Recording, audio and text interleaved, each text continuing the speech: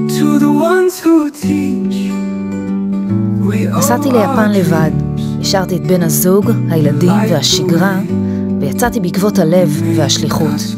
רציתי ללמוד פורושיקי, לא רק את הטכניקה, אלא גם את הרוח, את המשמעות, לגעת במסורת היפנית מהשורש, להביא אותה איתי כמו שהיא, עדינה, עמוקה ומלאה בניואנסים.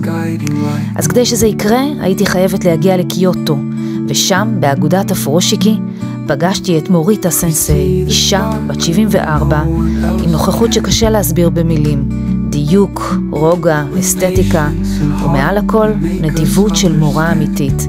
היא לימדה אותי איך עוטפים וקושרים, אבל גם איך מעניקים, על מה זה אומר לעטוף, עם כוונה, ואיך טקסטיל יכול להביע רגש, איך בחירת בד, צבע, קיפול, מספרת סיפור.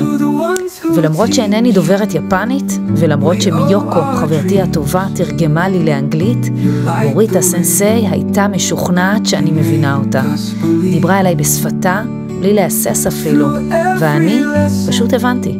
כי פורושיקי היא שפה בינלאומית, של נדיבות, של כבוד ושל יופי מדויק. הלימודים היו אינטימיים ומעמיקים, לא רק הדרכה, אלא גם מפגש תרבותי ואנושי. אז למדתי הרבה, אבל בעיקר התחייבתי להביא את המסורת העתיקה הזאת לישראל בצורה הנאמנה והעמוקה ביותר שיכולה להיות, כדי שגם אתם תוכלו לגעת ביופי הזה ולעטוף חפצים, ולפעמים גם רגעים, בדיוק כמו ביפן. The difference you make is always so much.